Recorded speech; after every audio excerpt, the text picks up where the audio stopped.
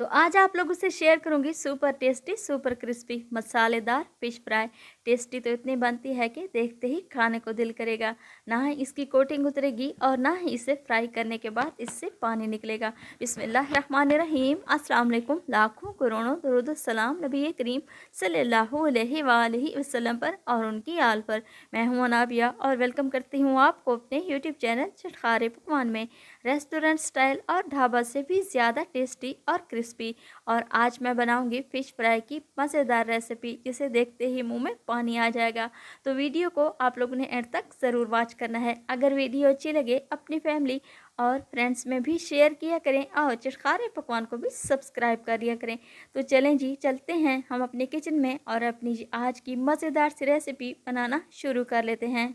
तो ये मज़ेदार सी फ़िश फ्राई तैयार करने के लिए मैंने यहाँ पर 1 केजी फ़िश ले ली है, जिसको मैंने अच्छी तरह से धो लिया था। और सफ़ेद सिरका 1 चम्मच नमक लगाकर मैंने इसे 2 से 3 घंटे के लिए छोड़ दिया था। फिर मैंने इसे अच्छी तरह से धो लिया है और अब मैं इसका मज़ेदार सा मसाला तैयार कर लूँगी। एक बाउल ले लूँगी और उसमें मैं शामिल करूँगी 1 चम्मच सफ़ेद ज़ीरा, 1 चम्मच खुश्क धनिया, जिसको मैंने मोटा मोटा सा कूट लिया है। साथ ही मैं इसमें कुछ और मसालों का भी इस्तेमाल करूँगी। आधा चम्मच मोटी कुटी हुई लाल मिर्च, आधा चम्मच सफ़ेद ज़ीरा, 1/4 चम्मच हल्दी, आधा चम्मच लाल मिर्च का पाउडर, आधा चम्मच काली मिर्च, आधा चम्मच के बराबर मैं इसमें नमक शामिल करूंगी। याद रहे हमने पहले मछली पर भी नमक लगाया था। और अब हम इसमें शामिल करेंगे मछली की जान। 1 चम्मच के बराबर अजवाइन शामिल कर दूंगी, जिसको मैं हाथों पर मसल कर इस बाउल में शामिल कर दूंगी। साथ ही मैं इसमें शामिल करूंगी 1 चम्मच के बराबर अदरक और लहसुन का पेस्ट। अगर आप चाहें तो अदरक और लहसुन का पाउडर भी इस्तेमाल कर सकते हैं। और अब इसको चटपटा और बहुत ही टेस्टी बनाने के लिए मैं इसमें 3 अदद लेमन जूस का भी इस्तेमाल कर रही हूँ। लेमन जूस का बीज नहीं शामिल करना चाहिए, इसलिए मैंने छोटा सा स्ट्रेनर ले लिया है। लेमन के बीज को आप लोगों ने अलहदा कर लेना है और 3 अदद आप इसमें लेमन जूस शामिल कर दें। ये देखिए मैंने लेमन जूस इसमें शामिल कर दिया है। और अब मैं इसमें शामिल करने लगी हूँ आधा कप के बराबर मैं इसमें बेसन शामिल करूँगी, यानी 4 से 5 चम्मच के बराबर। बेसन को मैंने पहले अच्छी तरह से छान लिया था। साथ ही मैं इसमें शामिल करूंगी आधा कप के बराबर चावल का आटा। चावलों का आटा इस मछली को क्रिस्पी बनाएगा और बेसन इसकी अच्छी तरह से कोटिंग करेगा। इन तमाम चीज़ों को मैं अच्छी तरह से मिक्स कर लूँगी और थोड़ा थोड़ा मैं इसमें पानी शामिल करूँगी और इसको हम अच्छी तरह से मिक्स कर लेंगे। अगर आप लोग मेरे चैनल पर नए हैं तो प्लीज़ आप मेरे चैनल को सब्सक्राइब करें और बेल आइकन को भी प्रेस करना ना भूलिएगा, ताकि मेरी हर आने वाली वीडियो आप लोगों तक सबसे पहले पहुंचती रहे। ये देखिए फ़िश को फ्राई करने के लिए उसकी कोटिंग तो मैंने तैयार कर ली है। आप इसकी थिकनेस चेक कर सकते हैं।